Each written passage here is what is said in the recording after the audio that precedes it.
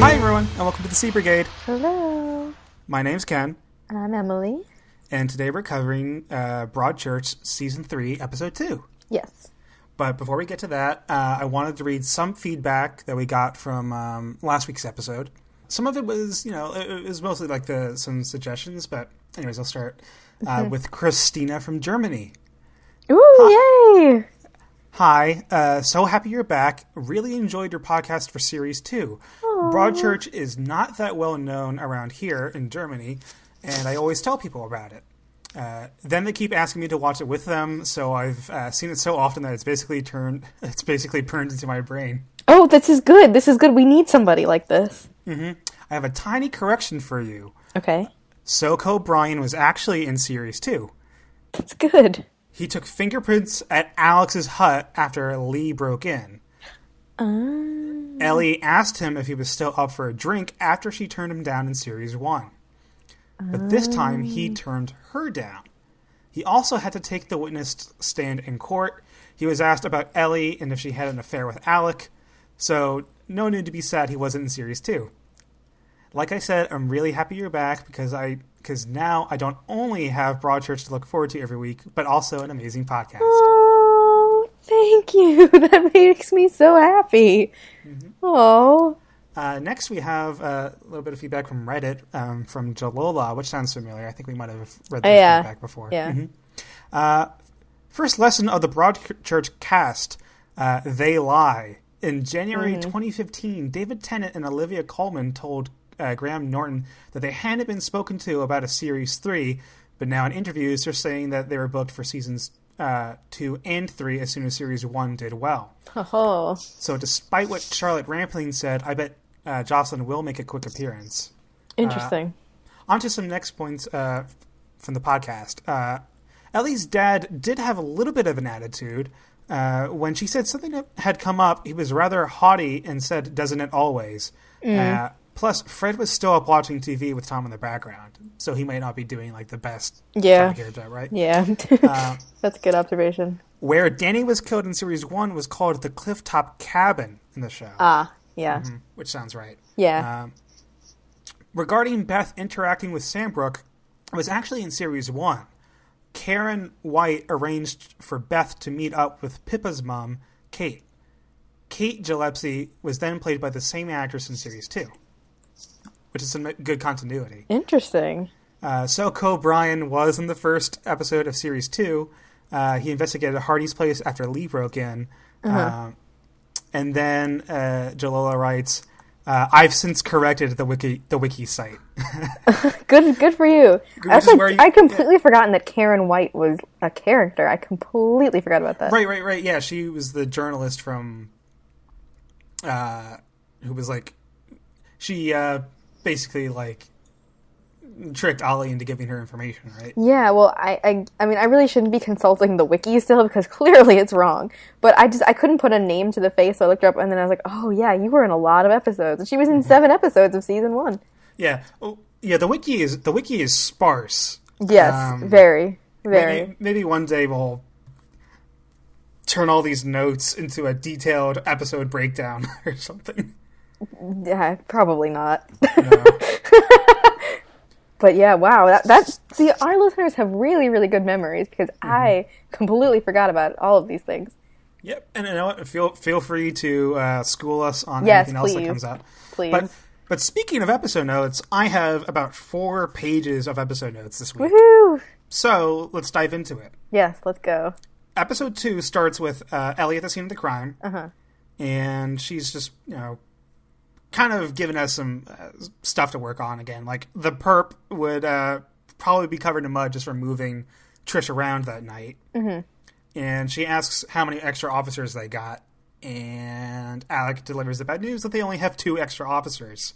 Yeah, he's not happy.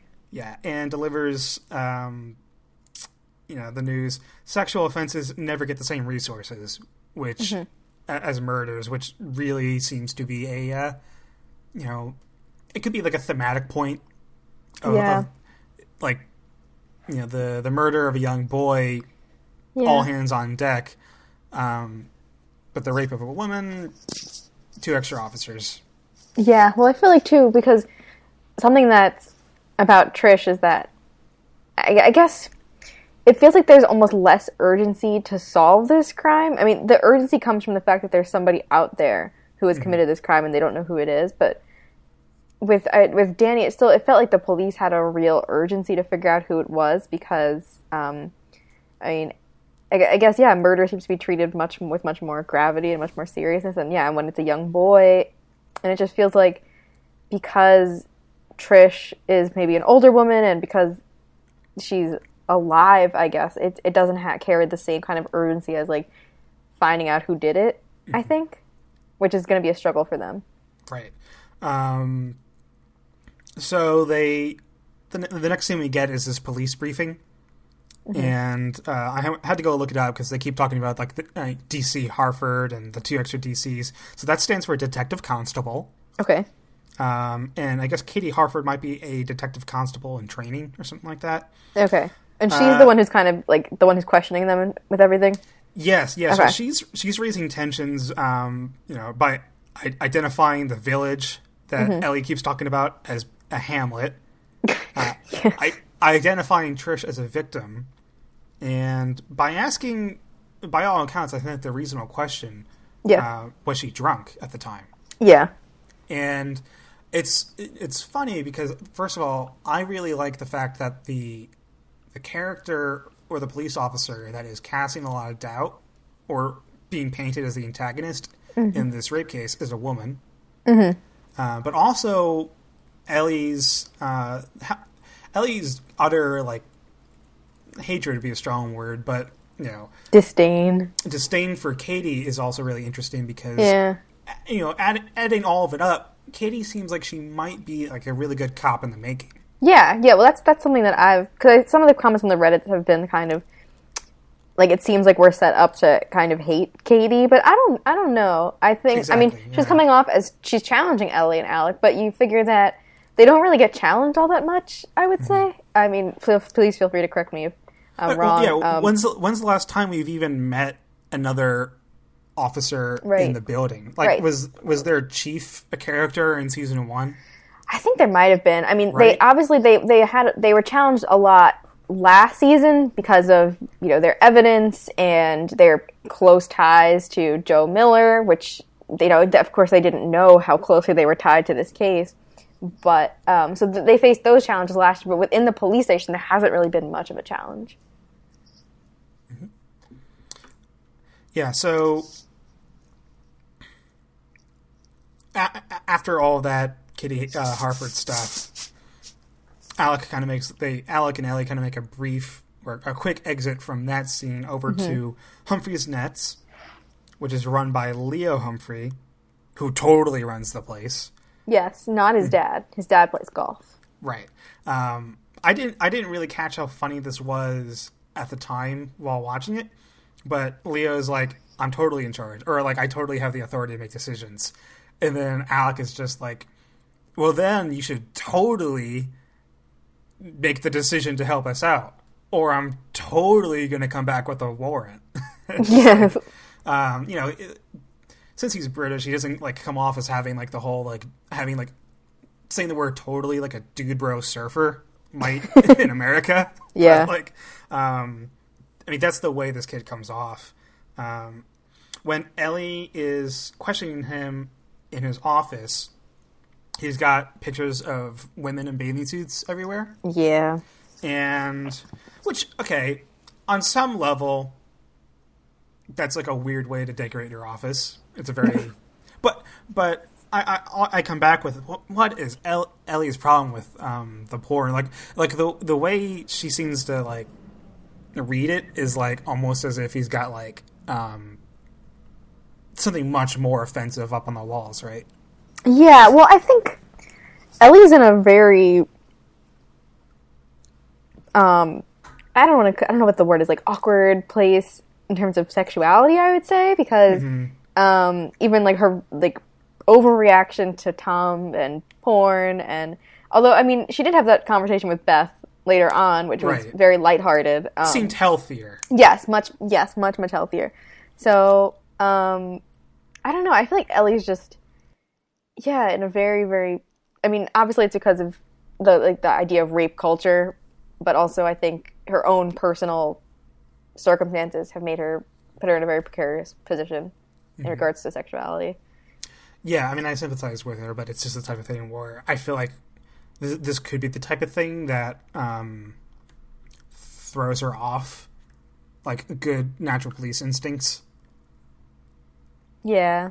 Like, I could, like, you know, it hasn't really surfaced, but what if it comes down to, like, Alec and Ellie have to, like, think about things, and she's like, let's go back to Leo because he had those photos on the wall. Yeah. Didn't give me a good sense.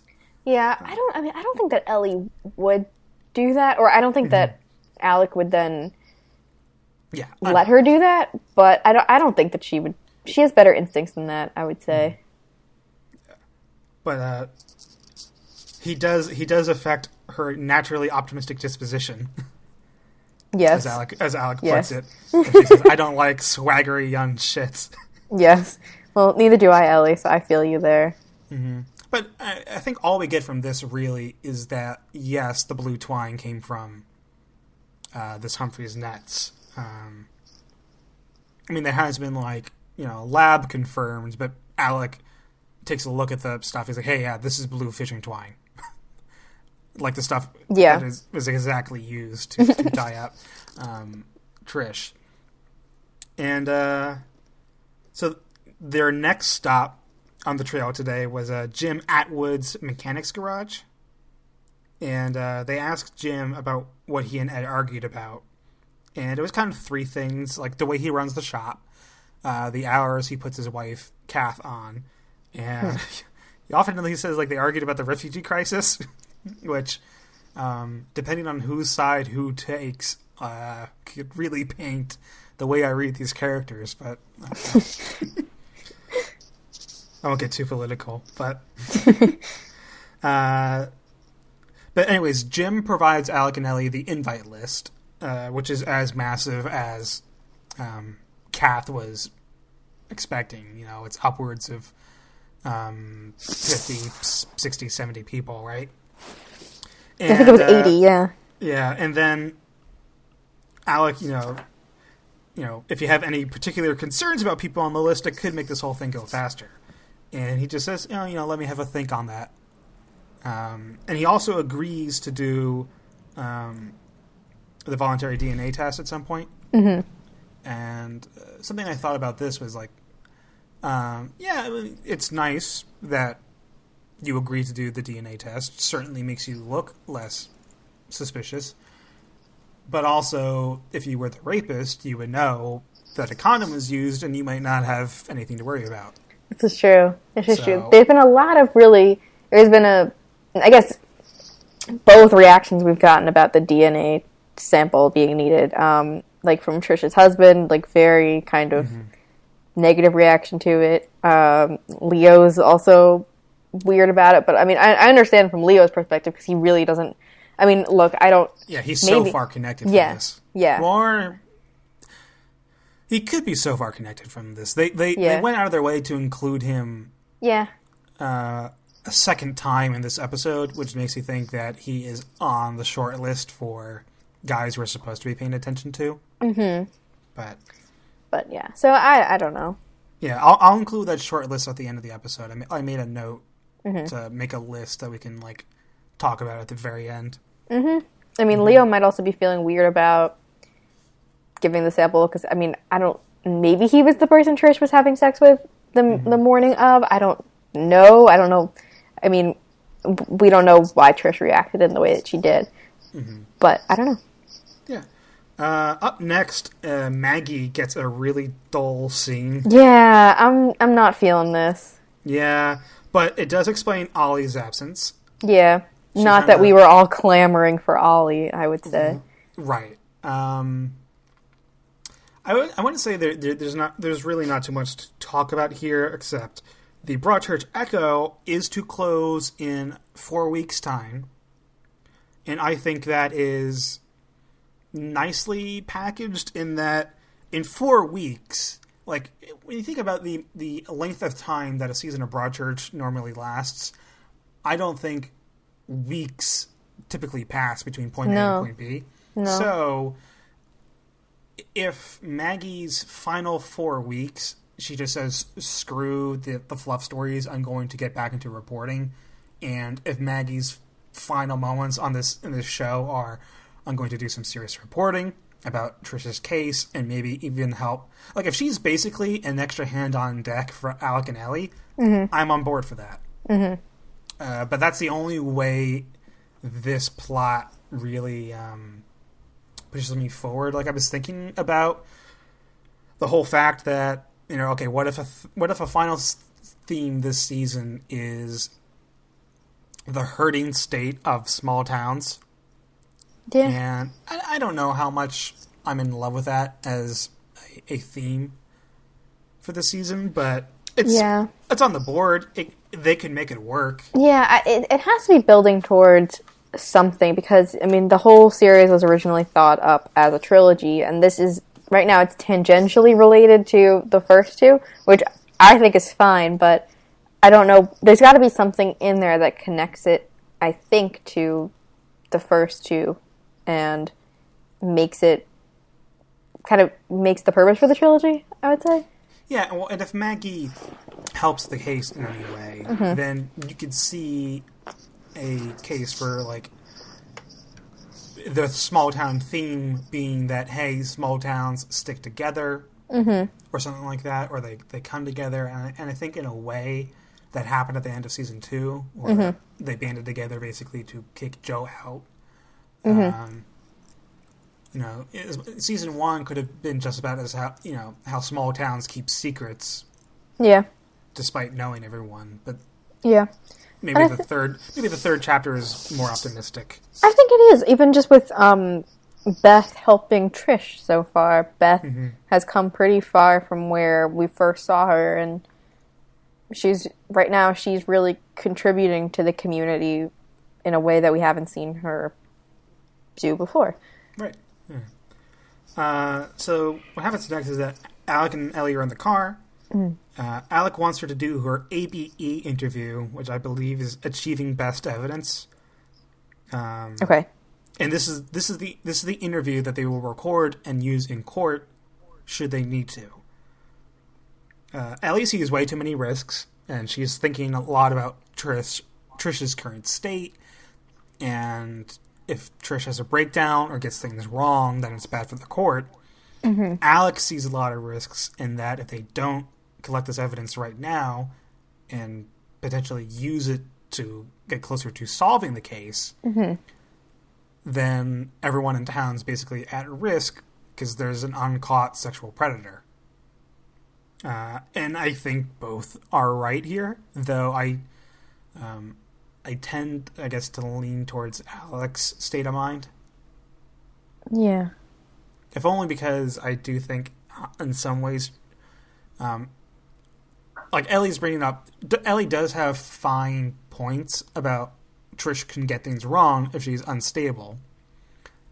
But some of that might be colored by the fact that she's let herself get emotionally attached to Trish a little bit. Insofar as just giving away her phone number to her. Yeah.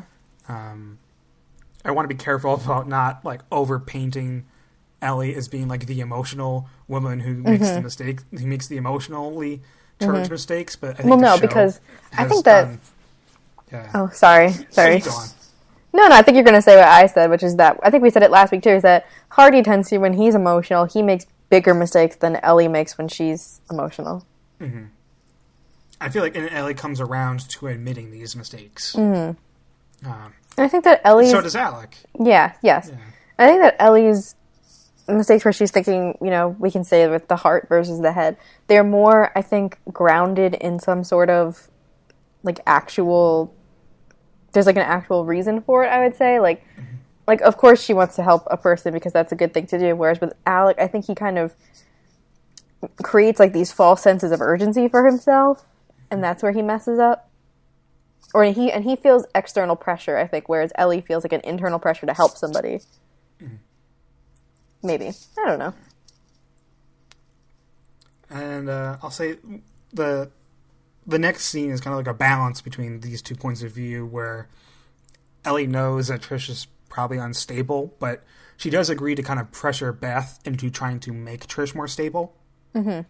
So they meet, and and she opens up the discussion by talking about Tom's porn offenses. Mm-hmm. And Beth seems a little bit amused and is recalling her own experiences with like lit erotica at age 13, because that's all they had back in the day. Mm-hmm. I particularly like that scene a lot. Yeah, it was a nice scene. And Ellie recalls finding her mom's vibrator, which was like a funny memory to her, but at the same time, I'm like, oh yeah, her mom, like a character we never thought about until last week. I hadn't actually thought about that. That's a good point. Yeah, so like that's one of her memories of her mother. I don't know. I mean, again, probably a safe assumption that she's passed, right? Yeah, she has, because that's why her dad is living with her. Mm-hmm. Yeah. In Beth's meeting with Trish, I thought Beth did a really, really awesome job in just doing her doing her duty in a way, keeping her word to Ellie that I'm not promising anything. Mm-hmm. Yeah, like, I'm going to handle this the way I'm supposed to. And I think she really is natural at this, especially when she tells Trish she's doing a good job, and Trish is like, "No, I'm not." And Beth's like, "You got up, you did your hair, you did your makeup, and you met me here." And I think I think those small victories are exactly the type of small victories that Beth went through after Danny's death. So it's not just like reading the talking points. Beth really does seem like the type of person who is talking from her own experiences. Mm-hmm. So, up next, Alec and Ellie show up to a little place where Trish and Beth met, which looks to be like a restaurant right there at the cliffs, which I don't really recall that being there. Really. I basically remember the cliffs and there being a lot of tiny shacks, but I could be wrong. I'll go back and double check one day. But Alec and Ellie show up, and Alec does a buddy cop no-no and kind of crosses the line and asks Trish to do the interview without Ellie and him agreeing to this. And then in arguing with Ellie about it, he crosses a serious line. It's easy being you, Miller. I'm the one who's responsible. I'm the one who has to make decisions. And it's just like, Yeah. I mean, that's another example, I think, of him just getting over the top, emotional, not thinking. Because, I mean, he can't possibly think that that's true. Right. I hope he doesn't think that that's true. Yeah, he doesn't actually think it's easy being Miller. But maybe to him, he's like, maybe if anything, that decision or those words might be coming from like, okay, like it's really easy to go with the emotional, righteous feeling things. That's exactly what I was going to say. To make the decisions that make you feel good. Mm-hmm. But I'm the only one who's going to make these decisions that suck, and I don't think that's entirely true. Right, but I think that's how he sees himself and her. Yeah, and he probably, it's the type of thing where it's like everyone's right in their heads there. But anyways, so after that moment, this whole episode is just interview after interview, which is why I think I have so many notes down, because it's like trying to keep up with everything that everyone's saying and cross-referencing it. So they're interviewing Ian, Trisha's ex-husband, who I was back and forth about it, but now looking at some context clues, it's like, okay. I'm like, is he a scientist or just a science teacher? And he mentions that his girlfriend Sarah teaches geography, which makes me think he's a science teacher and they just know each other through school. Yeah, I think so. But the exterior of that building is both could be a school and could be like a hospital. It's just so. Oh, I think it was a school. Like dead on the outside, or too. It's very scientific looking. Yeah, it's a school. It kind of looked like a college, but I don't know if it was a college because you don't really teach geography in college. But I don't know. Yeah, I mean, I shouldn't be one to like criticize brutalist architecture. I typically like it, but like, it's like yeah. Anyways, so I thought Ian, and you could, I think this might change a little bit at the end of the episode, but I thought Ian was overall pretty disarming. Yeah. As a character, because he's like very forthcoming about being drunk and fighting with Trish.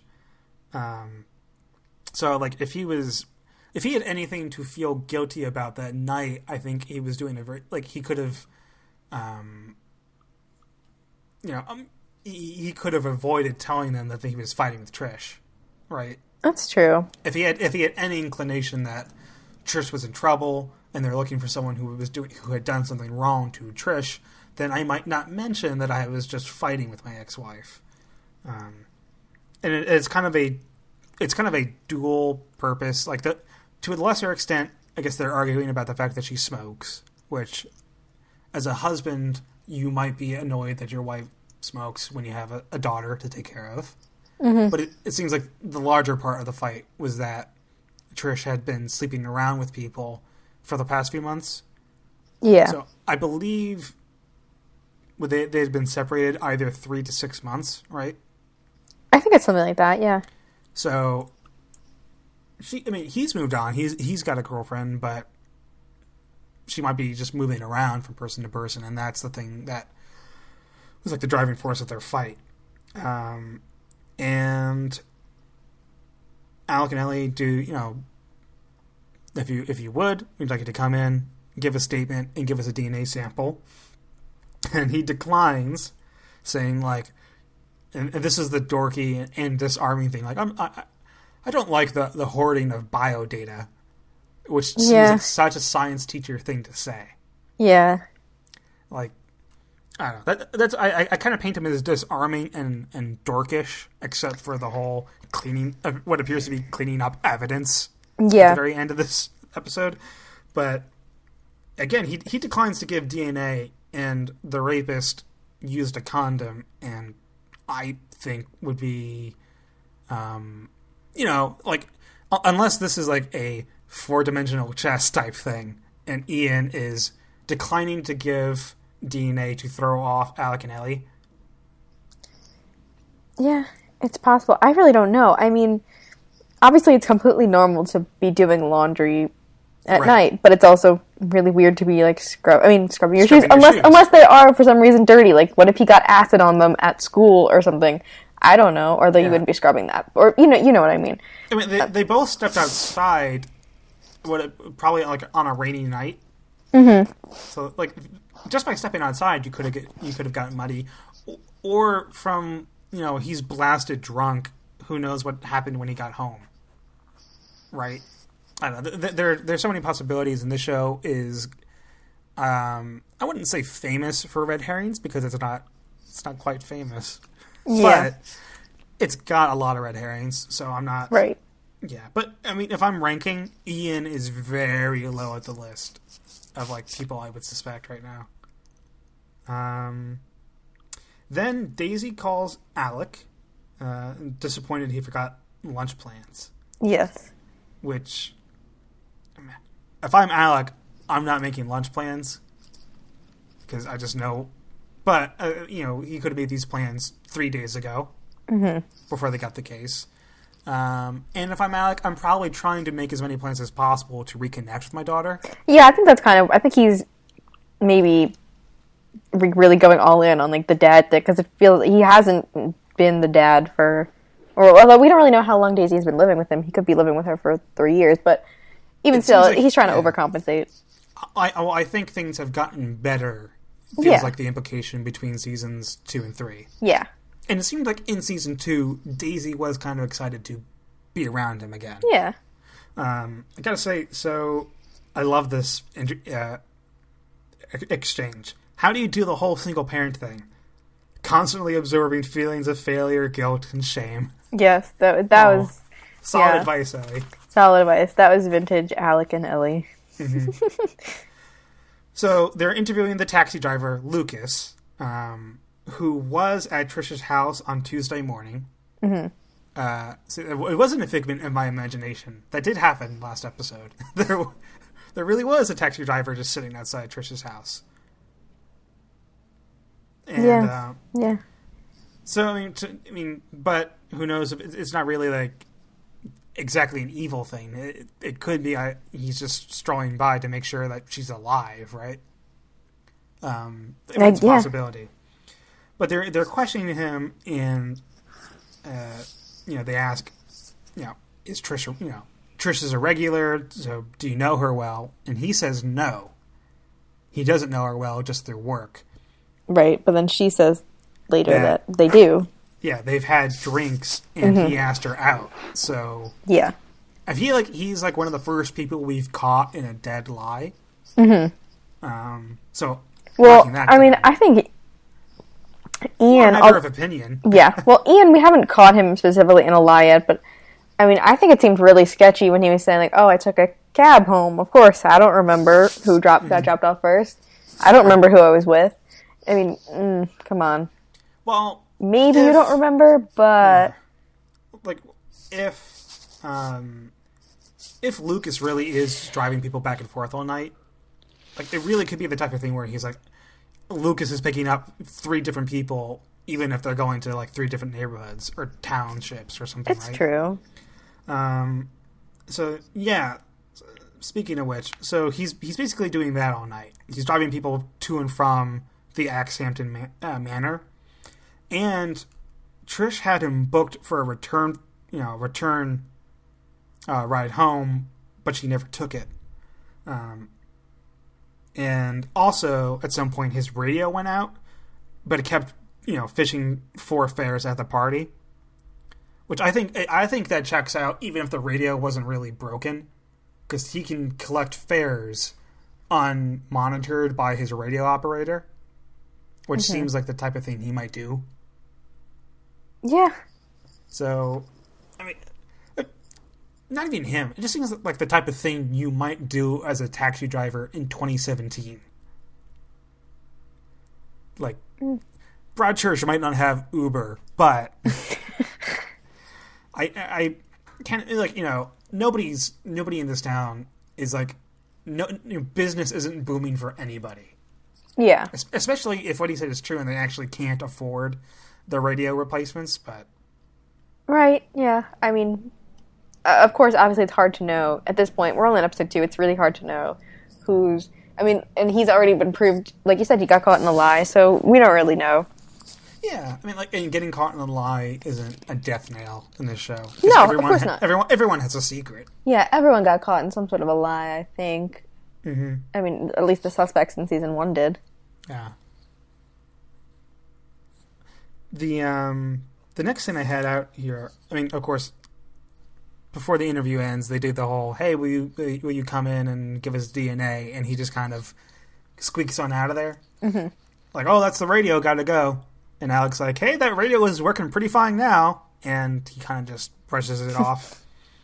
Beth invites Mark for coffee and to apologize for how she treated him, but mostly for her own emotional support. And I think Mark calls her out on, he reads this as being selfish behavior because, like no matter what, Mark will always come running to Beth, but he's doing it because he hopes that their marriage can be saved.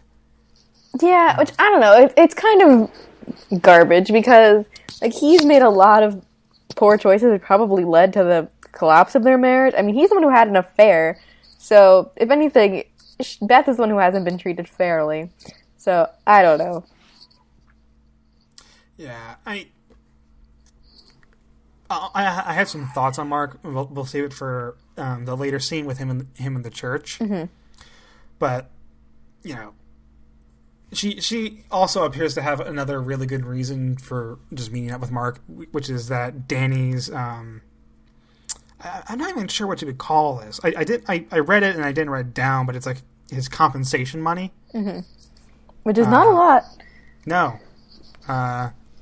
Okay, so here's... I thought when they said, it's 11 grand, and he said something like is that what it's worth per, like, a year? But it's just 11. Like, I read it as like, they're getting 11 grand a year? No, they're getting 11 grand. No, period. I think they were saying because he was 11 years old, I think, when he died, so he was just like, so... Mm-hmm. But yeah, it's not a lot. No. Nope. And he says, I'm still fighting. And Beth's like, that's the problem. And I kind of get it, but again, when we get to the church scene with Paul, I have some sympathies for Mark, even though he's a bit of a lug.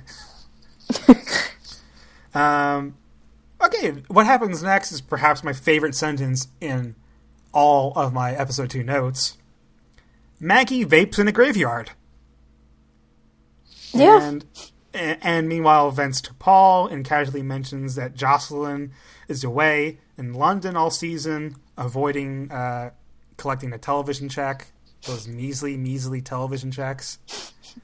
I swear to God, if Charlotte Rampling wasn't nominated for Best Actress, Jocelyn would be in this season. Random thought, I did see a trailer for a movie starring Charlotte Rampling that looks like it could be like another Best Picture. Who knows? But what's it called? I didn't catch the name of it. It was like maybe something like The Feeling of Living or the Feeling of Being. It was like another movie like the last one. It's starring a lot of older people with an alternate timeline starring younger people. That old thing. That old thing. Yeah. So Charlotte Rampling was definitely filming that while this was being filmed. Yeah. I mean, I did like that they gave it kind of an alternate, oh, she's away in London, rather than oh, we've broken up. They are together. They're together, which makes me happy. Yes. But she's been casually written off. Yes. And you know what? I'm okay with that. She's not dead. Yeah. She's doing okay. They're doing okay. I can live with that. Yeah. And the fewer characters we have, fine, because that lets us focus on this is true. lets us focus on some good stories. Right. Which is kind of why I think I'm wary so far of the role of Maggie and Paul, because right now they seem to be on the outskirts of the story and not really involved in what's going on. So yeah, I don't know. They could get involved, and it depends how many people we see in town. Are they periphery characters? Or are they going to finally? Are they going to get involved somehow? I mean, I guess every season we've had these characters who are kind of the B storyline or the C storyline, even season 1 had that reporter and other people, I'm sure, and then season 2 had the I think her name was Abby, the other barrister. Yes. And so there are always some kind of minor characters who we don't super care about but are still there. Yeah, I'm just looking up a list of townspeople in Broadchurch. And, oh my god, okay. Becca. I was thinking about random townspeople we haven't seen. Yeah, was she even in season 2? Or she was a little bit, right? Yeah. Yes, because they were staying at her hotel, right? Oh, and she had a weird almost fling with Paul. Yes, that's right. And then she had scenes with Beth that were deleted, but still in continuity. Oh, I did not see those. No, I don't know if you remember. There was a lot of weird stuff in series 2 where characters were treating each other differently based on scenes that weren't in the ITV runs we were watching. This is way too deep a dive for mid episode. It was some of the probably parts that were led to series 2 being a little bit weaker than the rest. Yeah, okay. Yeah. Anyways, I have something to mark down here for the future. But the next... Oh, you know what? There's still some graveyard talk to get to. Okay. Because, so Maggie's upset. Yeah, the paper's going to go away. No. I'm jealous of you, Paul, the priest, because you always have a job that people need. And that couldn't be further from the truth. And, Paul's upset that, no one in town is going to church anymore. That's one reason why he's upset. But I think to a larger extent, he feels taken advantage of because when bad things happen in Broadchurch, everyone comes running to Paul. But no one gives Paul an ounce when, things are going fine. Yeah. And he's like, I have more to offer than that. And in a way, we'll see, but maybe that's what they're both being set up for, right? Paul's got more to offer. Maggie's got more to offer. Maybe they'll play out. We're going to have 8 episodes, right? For that to play out? Yes. Yeah. Okay. So. There's 6 more. Fingers crossed. This was a significant scene, but I only wrote down one line for it. Trisha's daughter, Leah, comes home, and this scene is brutal. Yeah. And the actress who plays Trish really nails this. And I feel like you can really... This really feels like an accurate depiction of how a survivor feels. Yeah, that was a tough scene to watch. Because she says, I'm sorry. Yeah. I've been raped, I'm sorry. It's just like, it gives you a lot of hope for this series. Like, I'm repeating myself, but the actress really nails this. And by the end of the series, I'll know her name and be able to properly credit her for doing such a stellar job. Yeah, no, I mean, she's been just doing a really, really amazing job. She's one of, she's only been in 2 episodes of this entire series, and already she feels, she's definitely a match for David Tennant and Olivia Colman, who she spends most of her time with. Yeah. So we get back to Mark, who's he's doing some kind of work for Paul, but also taking the time to vent to him. Which on the heels of that other scene feels like in the back of Paul's head, he must be like, Jesus Christ. No one comes to me but anything but their rants and troubles, right? Though Paul seems more than happy to just hang around Mark in front of the bookstore last episode, so again, like maybe he and Mark still have a thing, right? And Mark's talking about how like all the meditating and the counseling isn't helping at all, and it's only getting worse. And this is the part where I do kind of sympathize with Mark, where he's kind of a meathead, might be a strong word, but like he's not the most sensitive guy. Or it doesn't seem like it. So all the ways that counseling works, or to me in my head how it would work, the way he's describing it, like painting pictures of your feelings, I could totally see how a guy like Mark, might not give that a fair shot. Might go into that thinking it's a dumb idea, but I can especially see how there might not be any like therapy programs designed for somebody like him.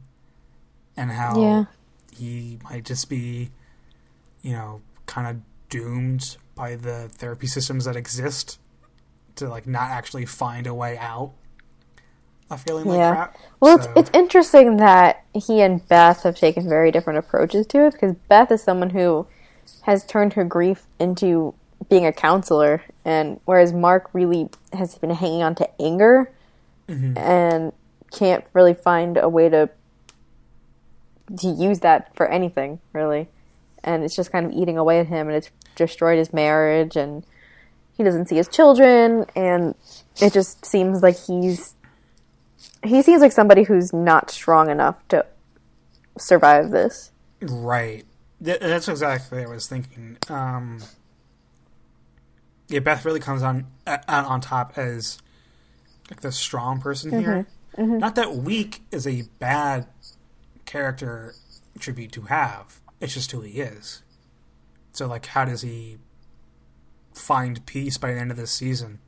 Yeah. Well, Mark has always been kind of the weaker person, because, I mean, he's someone who, when his marriage isn't going 100% great, he's having an affair. And he always seems to be taking kind of the emotionally easy way out of things. Kind of like how Alex sees Ellie as taking emotionally easy way out of things, which is just not true. For Mark, it does seem to be what he does. And like even his conversation with Paul, where he says that we did the wrong thing by letting Joe Miller go, because he can't see past his anger. Paul says, no, we did the right thing. Because, I mean, just from a legal standpoint, I mean, a person can't just get murdered and, like, nothing will happen, you know? Like, somebody's gonna go to jail, and it was a high-profile case, especially. A person can't just disappear. That's just not what happens. So, Mark just doesn't think things through like this. He really probably would be happy if he killed Joe Miller and spent the rest of his life in jail, honestly. Because that's really all he can think of and see past, and he doesn't seem to have any other interests or cares other than to get revenge. Mm-hmm. Yeah, and I guess as a final note, I'll say that I think a small theory I had last week that what Paul and Mark did to Joe is maybe something that bonds them together. I think is kind of just confirmed here because True. It's obviously something that they still think about 3 True. years later, and True. it's something that Paul 3 years later still feels right about. Yeah.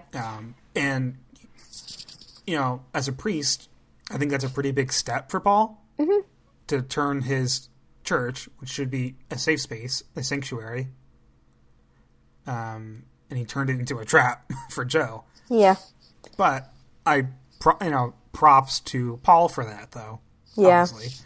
One of the comments I saw on Reddit was that maybe one of the reasons why the church is so empty is perhaps because of his association, though, with Joe Miller. He was going to see Joe in prison, which, as a priest, as a neutral party, it's his obligation to do that. But, you know, it just probably might leave a bad taste in the mouths of the people of Broadchurch, which I can also understand. Mm-hmm. The next note I have here is that at the police station, DC Katie gets the invite list and sees the name Ed Burnett, and we kind of do like a zoom in on that, and immediately I'm like, that's gonna be her dad. Yep. Yeah, me too. Okay, so they have different last names though. Obviously, despite it being a small town, I guess her father is out in Flintcomb, so yeah, you know, and like Ellie says as much. Like she doesn't know everyone in like a 50-mile radius. So, but especially it helps that they have different last names, which tells me that Katie probably takes her, you know, her mother's last name or her stepfather's last name, like some kind of like family break happens here. And especially the way that he kind of sees her, it was surprising to him that she was there. Mm-hmm. Yeah, so yeah, we'll get to that scene in a bit. And so, but anyway, so Katie's told, to, interviews and DNA samples from everyone on that list. And she's like, oh, it shouldn't take long. And Ellie tells her, I want it done thoroughly. And Katie shoots back, I wasn't planning on doing it shittily. Yeah, which I thought was pretty funny. Yeah, I do. I really do like that a lot. And I think if Ellie really, I don't think Ellie would be like that, 30 years ago when she was a DC. But Ellie might be thinking that when she was Katie's age. Mm-hmm. And I think, too, it's important to have somebody, like we were saying earlier, whereas Alec and Allie call each other on their BS, I think it's nice to have a character calling them on their collective BS of, because it's not that they're doing bad things or that they're doing things that they shouldn't be doing, but it's when we understand these characters, and they're the center of our Broadchurch universe because that's just how the show has constructed them to be. But there are plenty of other officers in that police station, and we don't really know how they feel about them. Right. People might think that they have, I don't know. They might think that I don't know if they have fame or success, or if you want to call it that. It might be undeserved or that kind of thing. They do things by the book, but not entirely by the book. So they might be frowned upon kind of by people in the department. We don't really know.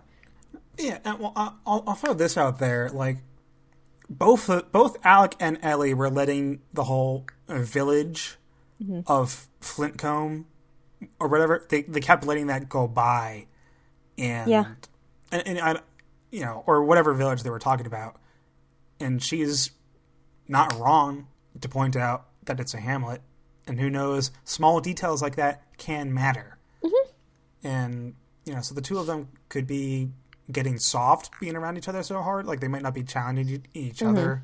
It's true. As much. And, like, I think almost everything that she's brought up matters. Like, why not call Trish a victim? Is that not what she is? Like, if you're talking about things in purely detached, in an objective way, there's a victim and there's a perpetrator. Right, because she has no connection to Trish whatsoever. She doesn't know her. Yep. But, okay, so further on in the police station, Trish comes in to give her statement. And a lot, I was actually feeling pretty optimistic into this into this statement because a lot of things were checking out. What she says about Lucas doesn't really... I mean, what she says about Lucas changes his testimony. Right, but not hers, yeah. And it checks out, though. It checks out what everyone has said about how everyone got to the party, basically. We also get her order, which is 3 to 4 glasses of white wine, 2 vodka tonics, and 2 tequila shots. Right, which also makes, in hindsight, Katie had asked, had she been drinking, and they were like, you can't ask that question. And then they ask her that question, and they find out that she had been drinking a lot. Yeah, I wrote this down, like, just taking a look at Trish, like, I'm twice her weight, and even if I wasn't on an empty stomach, that order would fuck me up. Right. Like 3 or 4 glasses of wine, 2 vodkas, and 2 tequilas.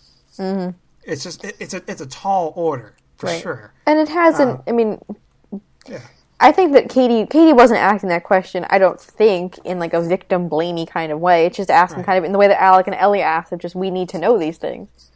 Right, and it's not victim blaming to realize or just understand a reality, which is like, if you've had that much to drink, like, you have become vulnerable. But she's at a birthday party for her friend.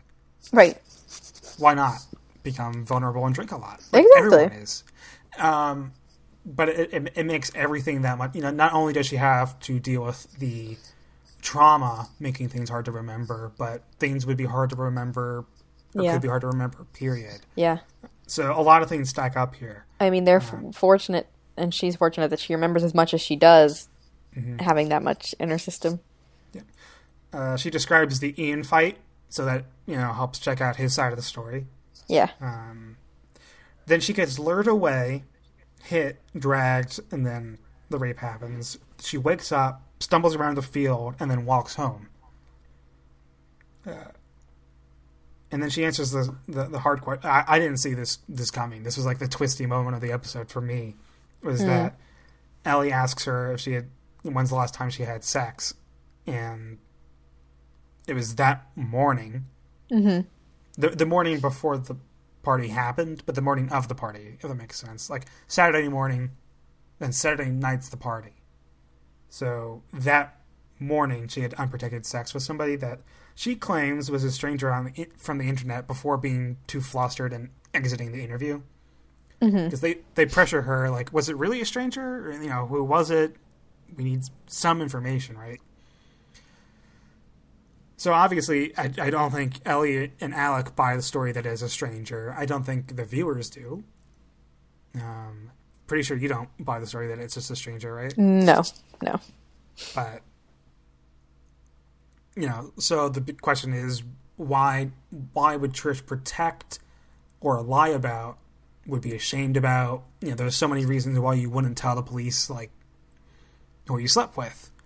Yeah, I mean, I was telling you before, one of the theories that looks like people have been talking about on the subreddit is that maybe it's Mark, which would explain why she got weird, because Ellie was right there. But, I don't know. I think the one problem with that theory for me is that when she met Beth, because if for her to be weird about mentioning Mark in the interview, she would have to know that Mark was Beth's ex-husband. But when they first meet, she's not weird with her at all, and she's very comfortable in her presence and that kind of thing, and she definitely wants Beth in the interview with her. So, and Beth has been around, right? She's been around Trish this whole day, right? And it hasn't been a problem yet. So I don't know. I mean, I could totally see Mark resorting to, like, Tinder dates and stuff like that in like an effort to move on in, you know. But I don't know. So Alec asks, what else is Trish not telling us? And a part of me is almost like not relieved that like the interview ended this way, but it's like, okay, so she's got things she's not telling us, and if this is all she can remember from the party, that we're working from other information from now on. Like, if her account is over, that kind of, like, works for me, right? Because it's just like, okay, well, then we have to start talking to other people and meeting other people, and it's no longer going to be a thing of, like, okay, how much can Trish tell us? Because I think Trish was always going to have a limited amount of information to give anyways. Yeah. So. Yes, well, I think because Alex says to her that this is going to be, I think it's him who says it to her, that this is going to be your definitive statement, and it can be used in court. Maybe it's Ellie who says that to her. Yeah. But I think this is really, I mean, I don't know if, I'm guessing she can probably add on to it if there's other things, but I don't know. Right. Well, so if this is a best evidence interview, then their best evidence ended pretty abruptly. Yeah. And they probably could take further statements and testimony, but like if I was the defendant trying to stop my guy from being committed for rape, I would use the end of that tape against Trish somehow. Like, just an example of how that tape has in fact more or less gone wrong. Like, they obtained some new information, but more or less, that interview ended in a bad way, went south. Like, at the end of episode 2, Alec and Ellie more or less dropped the ball by, and then more or less Alec, who's like, okay, don't say you told me so. And more or less, finally, I believe this is the closing shot of the episode, is Katie visiting her father Ed, either to question him or warn him. We don't really get it one way or the other. Now, if she is a promising cop, then I hope she's there to question him. But you never know. Like, and if she's there to warn him, what could she possibly warn him about other than what Ian's doing? Like, wash your clothes, wash what you wore that night, talk to other people, or work on your alibi. But if she's a cop, is she really, she is a cop.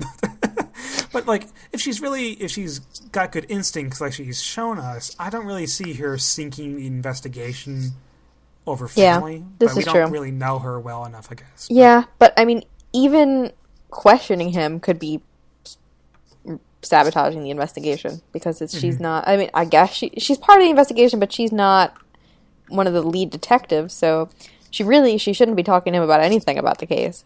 As a DC, though, I think it's actually within her abilities to... Yeah? Because, I think she gets that list. Yeah, that's true. And she has the ability to... she's told by Ellie to... I don't think to interview or get... But if she's going on to collect statements and... This is true. And DNA, then I guess she is, in fact, responsible for actually being out in the field. This is true. But... I don't know. And we'll see. I don't think we'll see how this conversation picks up. I think we'll only see the aftermath of it. But well, and then of course the episode ends with the text that. Right. Oh yeah, that is the closing shot. Yes. The text that Trish gets. Shut up or else. Yeah, I think it's like shut up or else. Yeah. And that ruffles her jimmies. That gets Trish understandably upset. So. I mean, it creeps me out too, because you wonder. Yeah. It has to be somebody who. Well, it's now news. It's public news.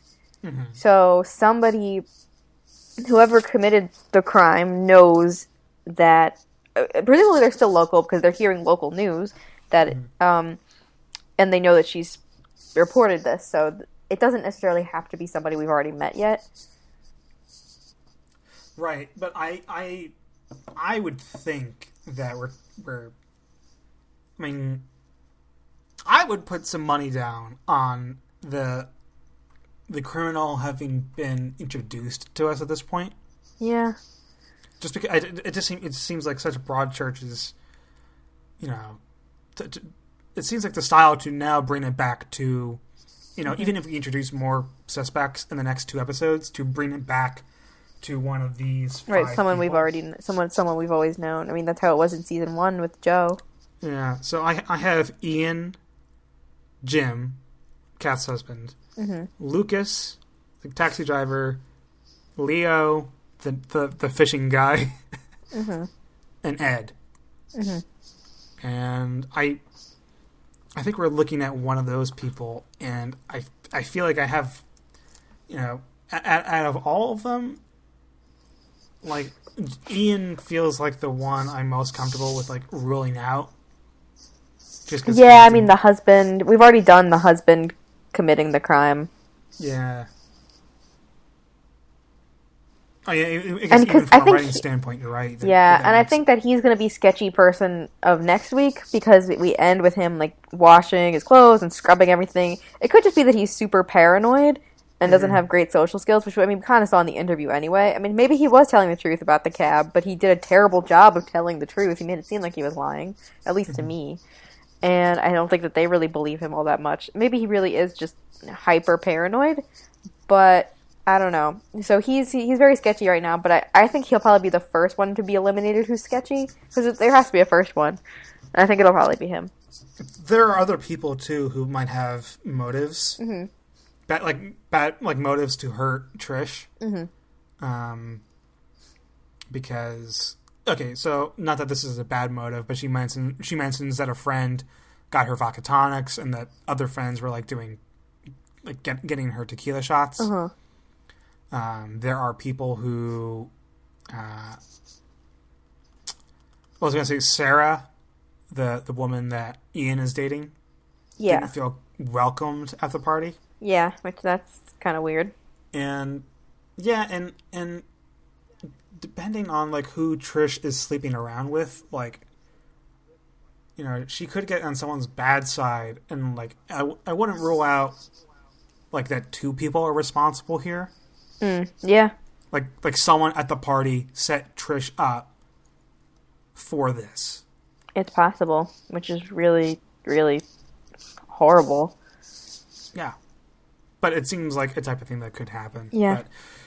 But there are so many possibilities that, kind of like in our previous series podcasts, like I don't want to go on too much about speculation, because I mean, it's fun to speculate, but we can spend 10 minutes talking about an idea that would get debunked in the first 5 minutes of the next episode. Of course. So yeah. But it was a really good episode. It was, yeah. I thought another great episode, yeah. Yeah, and like a perfect episode 2 that puts a lot of things in motion, right? Yes. I think that's all I would really ask for, is that, okay, season 2 delivered. It didn't introduce any B plots really, except for Maggie. Yeah. So it didn't over introduce like the garbage B characters of Broadchurch. And it didn't and I think all the people that we interviewed this episode feel like good suspects. Yeah.